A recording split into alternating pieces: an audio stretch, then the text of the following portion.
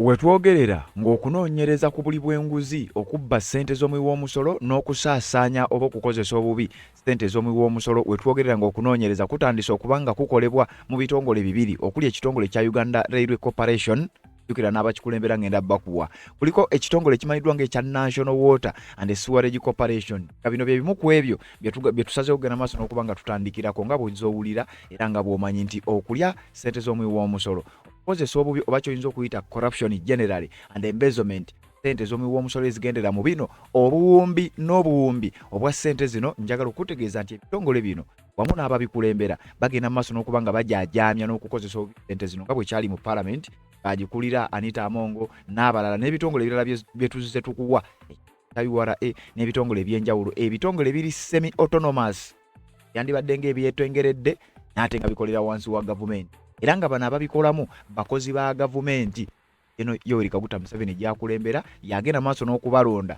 eba ssentebe oba babeere abakulira ebitongole bino ekitongole ekya National Water and Sewerage Corporation n'ekitongole ekya Uganda Railway Corporation bye tutandikiddeko okuta ku sources ez'enjawulo waliwo okunoonyereza okuva mu ofisi ya IGG General of Government kwalagiddwa kubeere nga kukolebwa ku bakulu abakulira ebitongole bino wammanga bogenda okuwulira era ng'essaawa yonna bano nabo wandiwulira nga bakutte ekkubo lyerimu nga Naalongo Anita Amongo naye teweerabira bano bakozi ba gavumenti ekitongole kya Uganda Railway Corporation ekivunaanyizibwa ku ntambula y'eggaali y'omukka nga bannayuganda balabye ng'ebifaananyi by'eggaali z'omukka nga n'okusesa zisesa ez'e Uganda enguudo z'eggaali y'omukka railway lines nga nazo n'okusesa zisesa ssente ezibadde zikozesebwa oba ezisaasaanyizibwa ezoogerebwa mu biwandiiko nga tezirabika kubeera ku ground kati kigambibwa okuba waliwo expenses ezise zikolebwa waliwo ssente ezibadde zibbibwa mu bitongole bino byensazeewo nzigyenkuwe okusinziira ku sources ez'enjawulo mu Uganda Railway Corporation kigambibwa nti abakulu bali mu kattu obuwumbi 25 bwabbibwa ne balimba nti waliwo kye bayita staff training expense ssente zino zaasaasaanyizibwa training abasitaafu kati okunoonyereza kugenza okutandika mu kitongole kya Uganda Railway Corporation ekyamazima waliwo ebitagatta waliwo ssente zigenda maaso n'okuba nga zibbibwa bino ne bitakula n'ebirala kakati ekyo ekitongole nga mukitadde ebbali waliwo ekitongole ekikwata kumpi ku buli munnayuganda naddala abawangalira mu bibuga abakozesa amazzi ekitwa nga National Water and Sewerage Corporation batugamba nti security probe massive corruption in National Water and Sewerage Corporation kiwandiiko kyafulumye lunaku lwa jjo ng'ennaku z'omwezi 3 mwezi ogw'omunaana omwaka 2026 wetwogerera n'abaana abakulu mu National Water and Sewerage Corporation nabo bali ku bunkenke okunoonyereza ku buli bw'enguzi n'okukozesa obubi ssente z'omuwi w'omusolo kutandise essaawa yonna onawulira ngenda kukuwa baani abakulira ebitongole bino njagala essira oliteeke ku mannya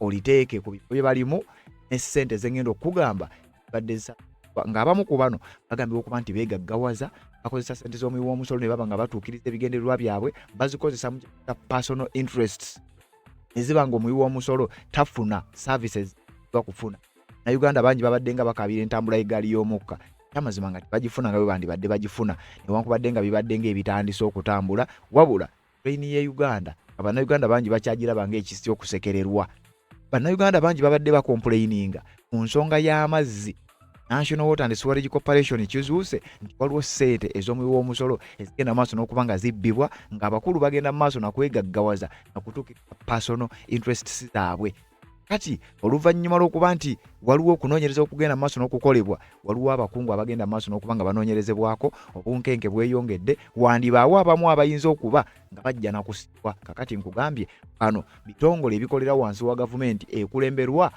eno Yoweri Kaguta Museveni bitongole bitandise okunoonyerezebwako era nga bannayuganda bangi bazze bakomplaininga nabo ngenda bakuwaako ogenda kutya banga zino ssente ezibbibwa ezisaasaanyizibwa obubi ezikozesebwa obubi essente omuwi w'omusolo nze naawe ze batusoloozaamu kyokka teweera n'ekitongole ekizisolooza kyennyini kya Uganda Revenue Authority gye bufuddeko twakikuwaako nga nakyo kyekimu ku bitongole ebyo genda maaso n'okulya ssente omuwi w'omusolo nga bakwata ssente ezo ne bazikozesa mu byabwe abamu ku bakulu abakulira kyokka tugenza okunoonyereza nga abamu ku bakulu bano abakulira ebitongole bino balondebwa babeera appointed ng'era gavumenti eya Yoweri Kaguta Museveni yennyini ali bano amanyi era sinakindi ebitongole ebimu yalonda abantu bano ababikulembera kuzo biri nti ani avunaanyizibwa era ateekeddwa okugenda maaso n'okuba nga atekinga responsibility olobero bino ku ssente zino ez'omuwi w'omusolo ezigenda maaso n'okuba nga zibbibwa. Ngenda kuwa details zonna, ngenda kuwa ebiwandiiko byonna n'obungi bwa ssente mmeka abakulu bano zibagenda maaso n'okweddiza. Ensonga z'obufumbo olina omwami naye ng'akutawaanya, olina omukyala ng'akutawaanya, bajja ne bakwagalako ne bagenda. Gwe alina ebizibu mu byenfuna nga ssente zikuyita mu ngalo, w'oteeka ssente zifa bufi b'owola tebazza. Gwe aloota ng'ogwa mu nnyanja, gwe alumizibwa omutwe nga guganja okuwona, naawe aloota ng'ebintu bikozesa ensonga z'obufumbo. Nina ekifo ku mugga awali amayinja wennyambulirako ebisiraani, ekikwa, ekifiiriza, omudibo, obutaganja, obutaweebwa. Nzijanjaba abantu ab'enzikiriza zonna, nsiŋŋaanibwa Njeru ku lw'ejjinja. Gwanjagala kuba ku nnamba yange eyo, naawe aliye wale nnyo yita ku WhatsApp. Yes, webale kubanga okyagoberera yonna gy'otulagala gwatambula naffe kubanga osabole tube. Njagala leero tutambulire mu bitongole bino ebya gavumenti. Bimu ku ebyo ebigambibwa okuba nti bino bibadde nga tebitera nnyo kujja mu mawulire nga bali banguzi ababikulembera. Wabula emabega w'okunoonyereza bagenza okukizuula by'ebimu bitongole kumpi kitongole kya gavumenti kigenda maaso n'okuba nga tekiwa service na Uganda nga bwe bateekeddwa kufuna. Kati okunoonyereza kutandise okuba nga kukolebwa ng'abamu ku bakulira ebitongole bino ne woolaba services kuba nga tezitu, ne woolaba bintu kubeera nga bikolebwa nga tebiteredde. Ekyamazima ssente bano abakulu abakulira ebitongole bino bagenda maaso n'okuba nga bazeddiza bazikozesa mu personal interests zaabwe ne bagenda maaso n'okuba nga beeyagala nga bo. Njagala tutandike n'ekitongole ekya Uganda Railway Corporation. Ekitongole kino ngenda kusooka kukuwa baani abakikulira ngo bategeera bulungi nnyo. Oluvannyuma lwa bino tubeere nga tutambula. Ekitongole kino waliwo information etambula nti ekitongole kino waliwo ssente z'omuwi w'omusolo ezigenda maaso n'okuba nga zibbibwa mu ngeri etategeerekeka. Njagala owulire nga tukyagenda maaso n'okuba bw'oba omaze okuba nga osubscribing agenda mu comment section teekayo ekitongole gwe ky'omanyi nga naawe kwegamba ng'okirinako obujulizi kubanga bino bye tugenda okusinzirako okugenda maaso n'okuba nga tunoonyereza tubeere nga ate tuyiwa bannayuganda. Kakati wulire nga sinaba kubanga nkutwala wala. Ekitongole kino eno ye managing board yakyo, olukiiko olukulembeze olw'ekitongole kya Uganda Railway Corporation. Kuliriza omukulu amanyiddwa nga Mr. Benoni Kajuna ye managing director. Oyo gw'olabaawo Benoni Kajuna managing director. Kakati mu bano emuli either bakwata bubi ssente z'omusolo oba si kyo abalina be bayitamu. Kubanga bano be bakulembeze b'olukiiko olwo oba lw'olukiiko olukulu olukulembera ekitongole kino. Mrs. Nina L. Nasuna FCAA Chief Finance Officer ono wa byansimbi. Mr. Isaac Natukunda Chief Civil Engineer, oyo naye engineer mu kitongole. Kuliko Engineer Prosper Musiime Vans Chief Mechanical Engineer kitongole kya Uganda Railway Corporation. Mr. Stephen Wakasenza ono aliko nti Project Coordinator AFDB Capacity Building Project. Ne kubaako Mrs. Grace Opoka Corporation Secretary. Kuliko Mr. Michael Lagara Chief Operations Officer ati abakulira sections ez'enjawulo be bano. Kuliko bali basatu. Kuliko CPA Philip Bosco Asega, Mr. Richard Businje ne Moses Sozi. Olukiiko olukulembera kibayita Uganda Railway Corporation. Kakati nsonga ki tambulira ku Uganda Railway Corporation? Yomanyi abavunaanyizibwa ku ntambula y'eggaali y'omukka mu ggwanga erya Uganda. Eggaali y'omukka gy'obadde ng'olaba mu ggwanga erya Uganda abasinga obungi bagiraba ng'ekisekererwa ng'era bageraageranya train z'e Tanzania, Kenya, mawanga amalala ne bazigeraageranya n'eya Uganda. Ekyamazima ng'eya Uganda tesesa enyiiza na bunyiiza.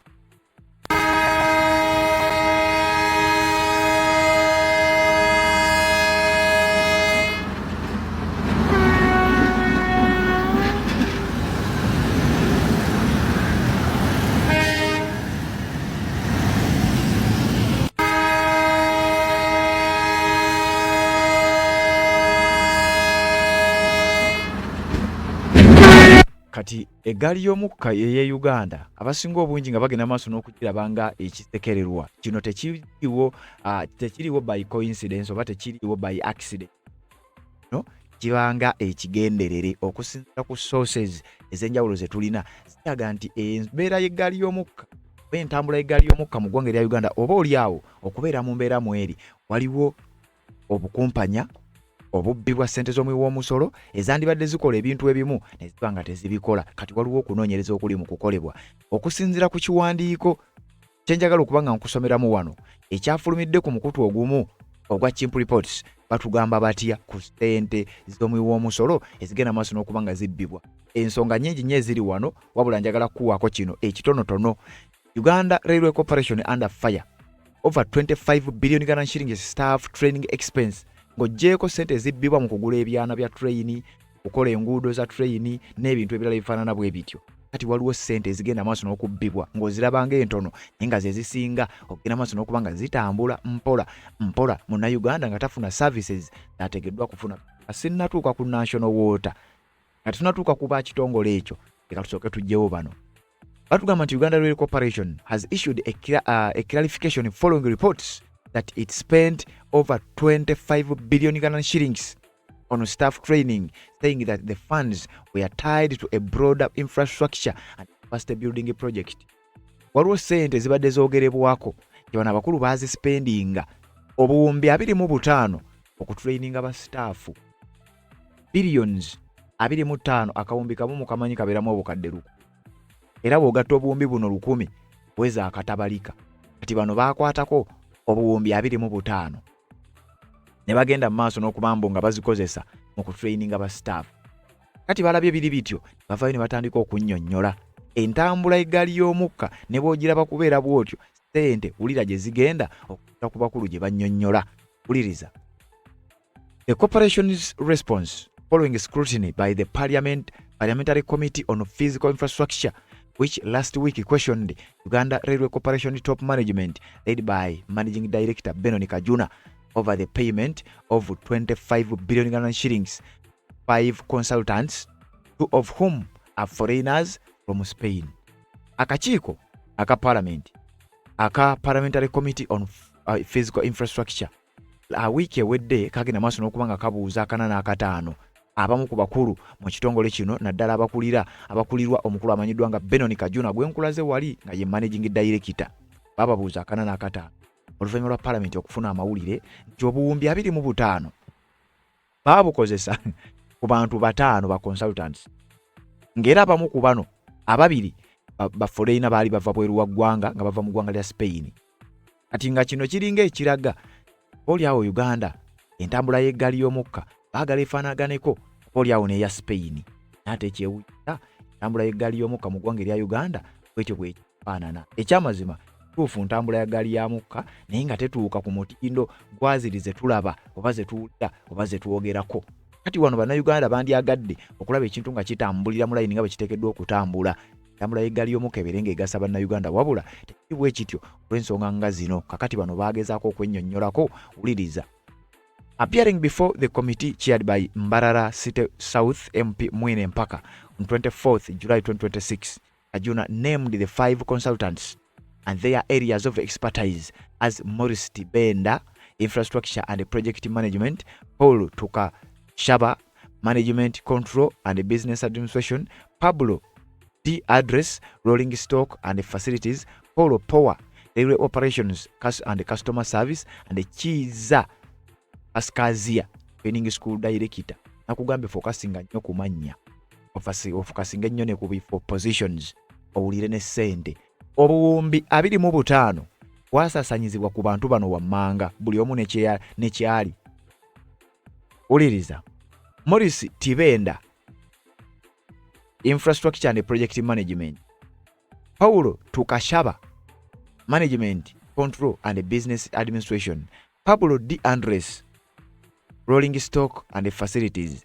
Paulo Power, Railway Operations and Customer Service. And Chita Paskazia, Training School Director. Bano bannyonnyola. Under questioning, Kajuna had confirmed that Tibenda and Tukashaba received 864 million euros and 738 million euros respectively, according to the documentation and reports given to him. kuliriza ssente.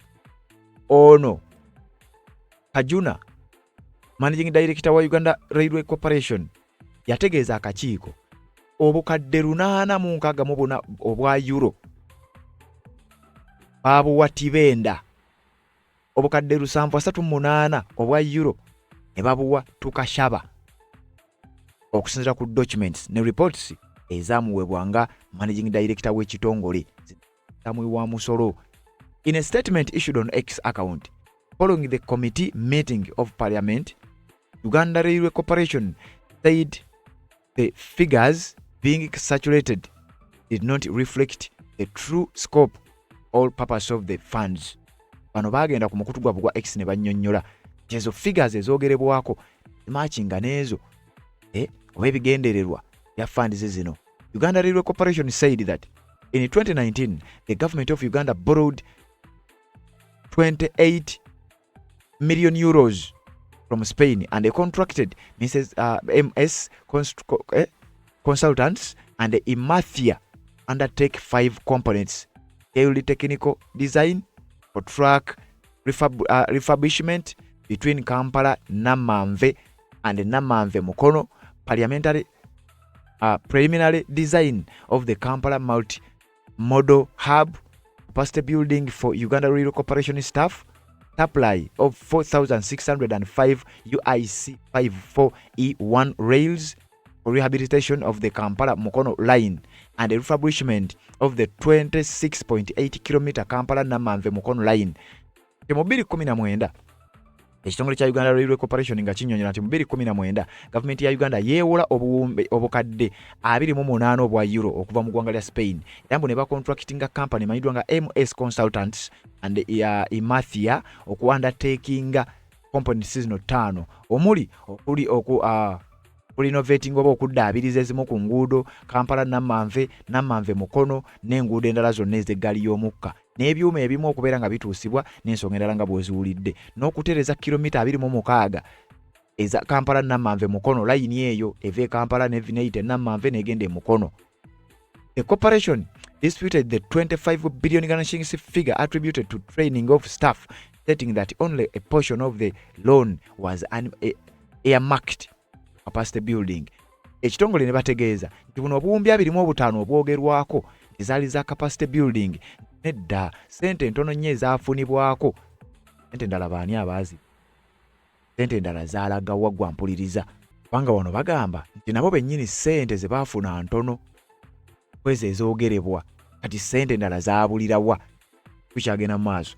Of the project total sum 4 million euros was for capacity building, translating into 20 billions at today's rate and not over 25.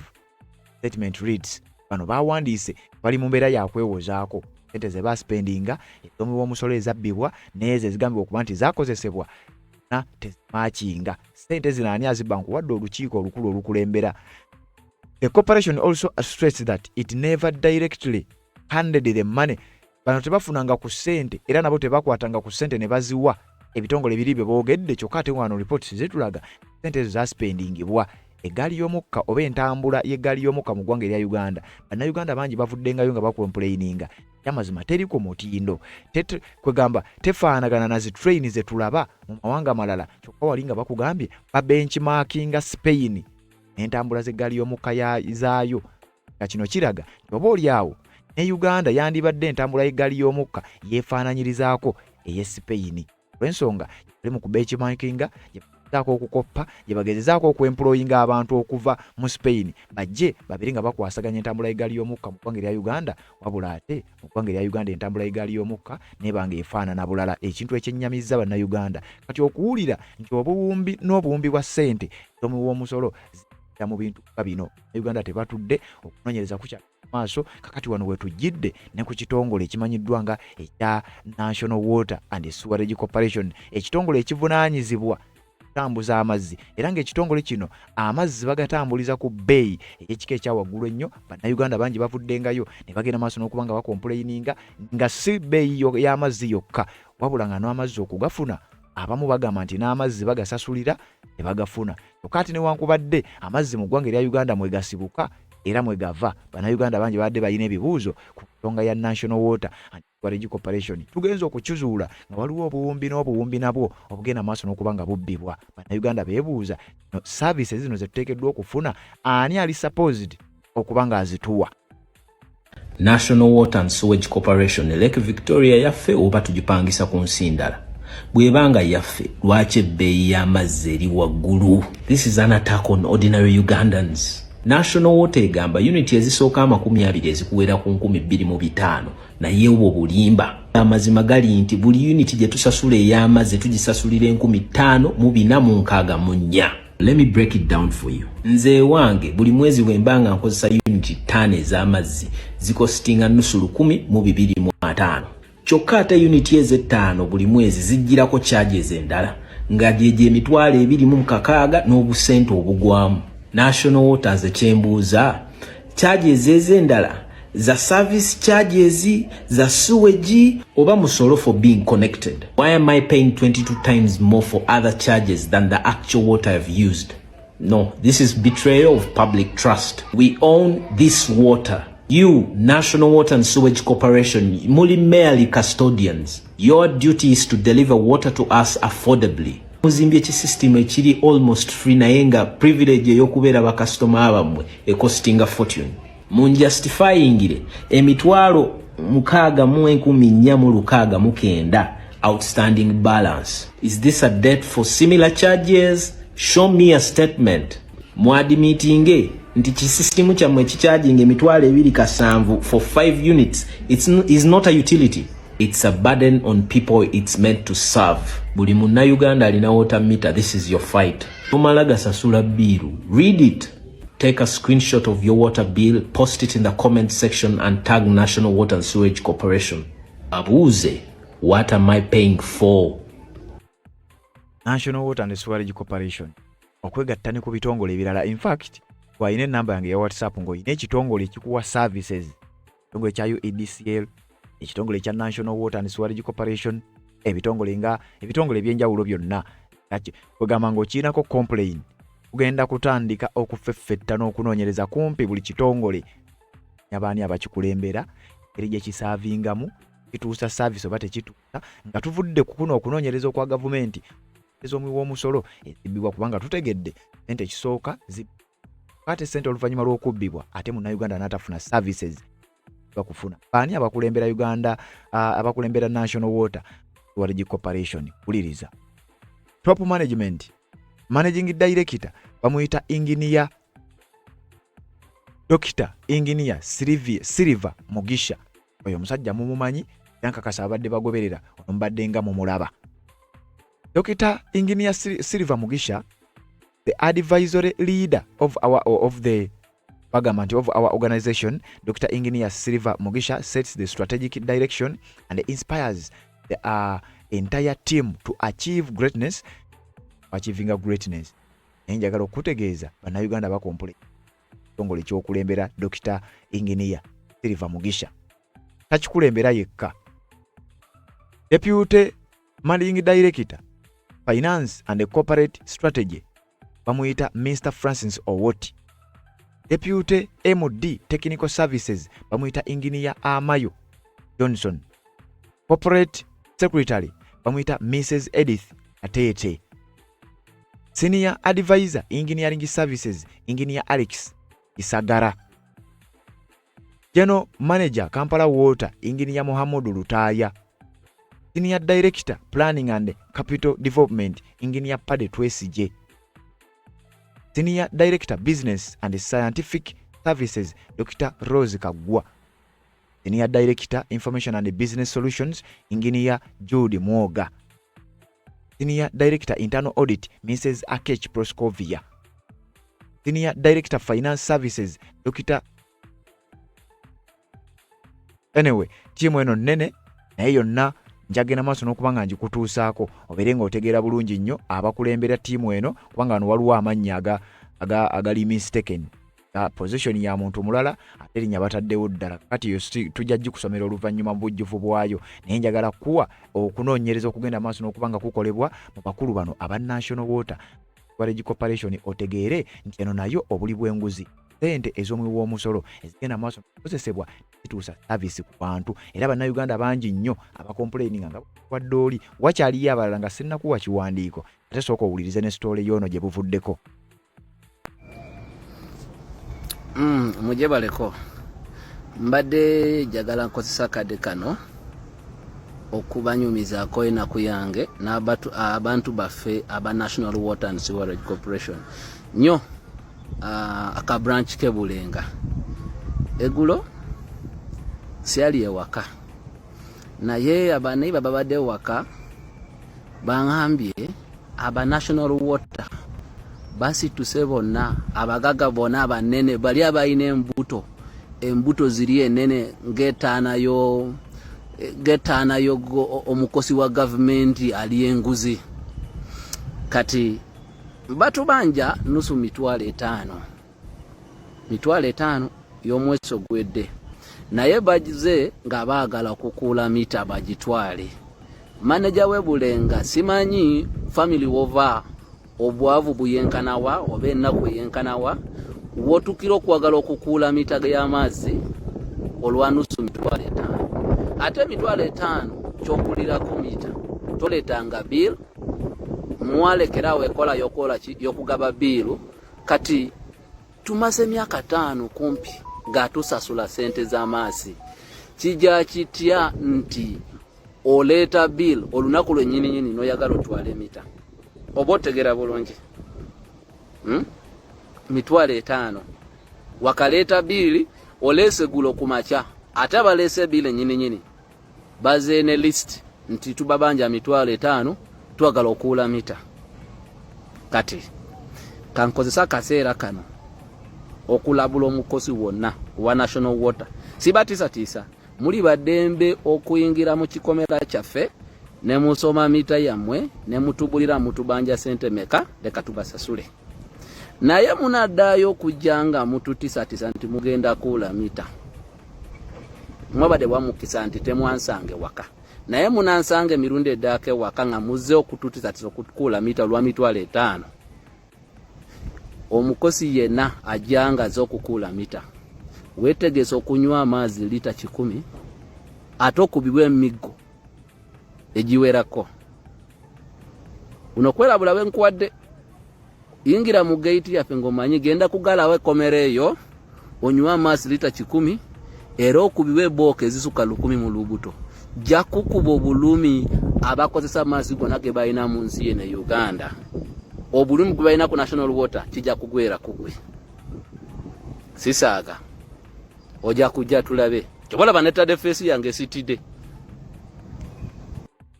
Ono yabasuubiza okubakuba n'okubanywesa amazzi yomu lita 10 olw'okutwala mita kyokka nga sente simanyi oba ze zisoloozebwa mita z'amazzi ezo, simanyi oba sente zino zigenda maaso n'okuba nga zibbibwa ezibaweebwa gavumenti naye omukulu agenda maaso n'okuba nga akulira ekitongole kino ayiddwa nga Dokita Engineer Silver Mugisha y'omu ku abagenda maaso n'okuba nga abandi nga bagenda maaso n'okuba nga banoonyerezebwako olw'obuli bw'enguzi, sente z'omuwi w'omusolo ezigenda maaso n'okuba nga zisaasaanyizibwa makubo amakyamu.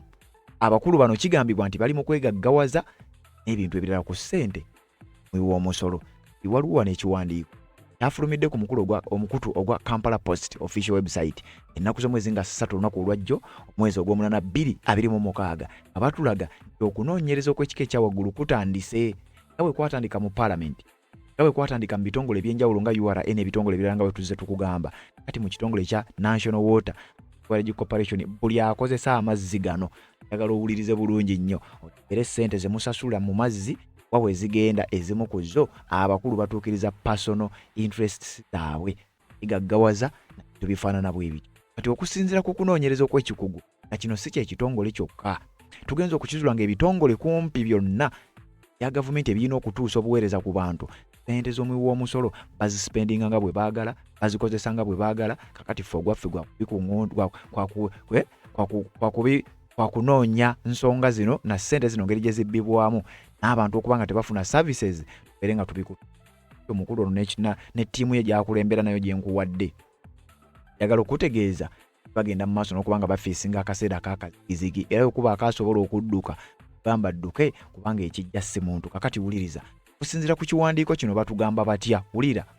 Security agencies have launched a wide-ranging investigations into allegations of massive corruption, illicit enrichment, and severe mismanagement at the National Water and Sewerage Corporation. National Water and Sewerage Corporation kye kitongole ekivunaanyizibwa kutambuza amazzi kubanga era Uganda nga bw'okiwulira nti National Water Sewerage Corporation. Naye kigambibwa okuba nti waliwo obuli bw'enguzi obugenda maaso n'okukolebwa, massive corruption w'ekika ekya waggulu, illicit enrichment, bano abantu beegaggawaza batuukiriza personal interests zaabwe mu kifo ky'okutuusa obuweereza bannayuganda bowulira bagenda maaso n'okuba nga bakomplaininga. According to the security sources, the senior management team led by the corporate managing director Engineer Dr. Silver Mugisha oyo gw'olabaawo is under the spotlight. Abakulembera ebitongole bino batera okweddiza, batera okwegaggawaza, batera okubba ssente z'omuwi w'omusolo.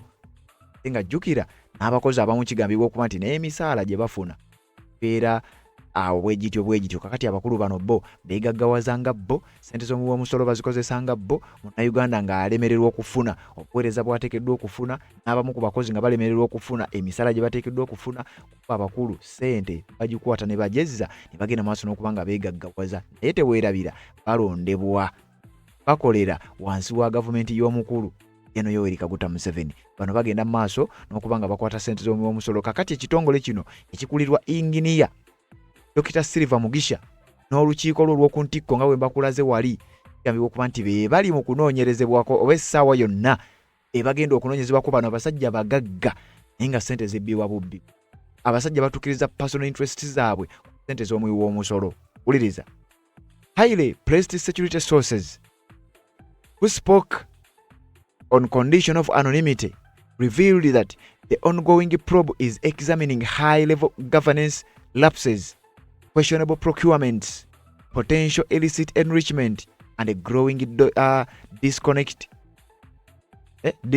between public investments and the actual service delivery. Okusinziira ku sources mu nsonda ezeesigikeza ebyokwerinda abayogedde on condition of anonymity nga tebaagala kugamba amannya gaabwe gakyama gasirikirwe, baategeezezza omukutu guno okunoonyereza okugenda mu maaso kukolebwa high level governance lapses, questionable procurements. Waliwo ebintu ebigulibwa mu kitongole kino, manya nga bw'omanyi bagula equipments ezigenda okukolebwa mu field, bagenda mu maaso n'okuba nga ebintu bino bikole naye nga ssente bano abakulu abamu bazibba ne balimba ebintu nga bwe biti bya bbeeyi tebisobose kufunibwa, ensonga ezifaanana bwe zityo. Waliwo okwegaggawaza mbw abantu bano abamu baacumulatinga obugagga obutamanyiddwako gye buva. Mujjukira ssaga ya Nalongo Anita Amongo anoonyerezebwako ku bugagga bwe yali acumulatinze mu kaseera akatono ennyo. Kati abakulu bano abali mu bitongole bino kigambibwa okuba nti babba ssente z'omuwi w'omusolo. Kakati ng'ebintu ebikolebwa ku ground birala, ebiri mu documents birala, obugagga bwe balina bulala, bwawukana ku misaala gye bafuna, ebibuuzo byeyongera, bali under scrutiny era ng'okunoonyereza kugambibwa okuba nti kwatandise okutuuka ku nsonda ezisika. Despite public claims of massive infrastructure development and expanding asset base of over 5 trillion Uganda shillings and substantial operational surpluses, tap water delivery across the country remains highly intermittent. Jukira mu katambi ke nkuwadde mubaddemu omuntu omu ng'akomplaininga ku nsonga za tap. Amazzi ga tap gano kigambibwa okuba nti engeri gye gatuusibwamu abantu ekyamazima tebagafuna, abagafuna tegabaako, ate ssente ziba nnyingi nnyo ziba waggulu, mita ezimu zibala n'amazzi nga tegaliiko n'ebirala ebifaanana bwe bityo. Bano batugamba waliwo an expanding asset base of over 5 trillion Uganda shillings obutabalika 5. Bano wekuba kubba bano baba babba ssente z'omuwoomusolo okuba kwegaggawaza oba okuba kugaggawala bano baba bagaggawadde ku ssente z'omuwoomusolo kakati okunoonyereza kugenda kubatandikako sawa yonna n'awulira naye okusingira ddala bitundu bino wammanga. The security probe comes amid raising public frustration, particularly in the Kampala metropolitan areas of Kampala, Wakiso, Entebbe and Mukono. Nti newankubadde ng'okunoonyereza kugenda kutandika naye kuvudde ku kukomplaininga kwa bannayuganda abantu abadde bali frustrated n'ekitongole kino abali mu kukomplaininga ku ngeri ekitongole kino gye kibawamu service okusingira ddala mu Kampala metropolitan areas, Kampala, Wakiso, Entebbe, Mukono, Greater Mpigi n'ebitongole ebimu namini n'ebitundu ebimu ebyetoolodde wano abali supposed okufuna amazzi abamu bagafuna ku bbeeyi y'ekika ekya waggulu kyokka bigenza okuzuulwa abano abakulu mu kifo ky'okusaavinga amazzi mu kifo ky'okutambuza amazzi gatuuke ku bantu abakulu ssente bazikwata ne baziteeka mu nsawo zaabwe ne bagenda ne bazimba ebizimbe eby'ebbeeyi ne bazimba ebikomera eby'ebbeeyi wa wansi amazzi tegakako. Kati abakulu bagamba tutandise okunoonyereza Anita Amongo like operation yandibanga egenda kubanga ekyalirako abakulu bano essaawa yonna in areas such as Kulambiro, Nalumunye, Bukasa, Kireka and Nansana. Outages last anywhere from 2 weeks to 2 months. Uliriza mu bitundu ng'Ekulambiro, Nalumunye, Bukasa, Kireka ne Nansana bwebatera n'okubulwa amazzi era mbu gye buvuddeko weeks kumpi nga 2 abamu na myezi ng'ebiri balina mazzi naye ng'ate abakulu bo bavuga mu mmotoka ziri ez'akabi basula mu bikomere ebyo amazzi tegaggwayo tegasalibwako n'ebigambo ebirala bifaanana bwe bityo. Greater Mukono towns like Karaji, Nakifuma, Kasawo continues to lack functional piped infrastructure altogether. Ebitundu bino ebiri mu Mukono, Karaji, Kifuma, Kasawo n'ebitundu ebirala bagambye okuba nti balaakinga kye bayita piped infrastructure bitundu bino byonna. Abakulu ssente zino ensonga lwaki okunoonyerezebwa kukolebwa ssente zino ziba zaafuluma accountability yebeeganye nga abasajja bano ssente zaakwatibwa impakiti ssente baazirya bamanyi gye ziri ebitongole amina obuweereza ku bantu tebutuuse amazzi aga payipu tegatuuse kyokka ate nga ssente baazirya kati byabasobedde dda bababuuza ssente we ziri eziri mu butabalika 5 trillion Uganda shillings manyiddwako mayitire abakulu babadde bazeddiza. Furthermore, citizens who pay full fees for new domestic connections face delays lasting several months without explanation, raising severe questions about where capital investments are actually directed. Abantu bangi nnyo babadde nga bakomplaininga nga ne bw'owulidde mu katambi. Abamu basasula mita oba basasula connections empya, domestic connections, bamala ebbanga nga tebafuna services tebaba connectinga kyokka nga baasasula dda.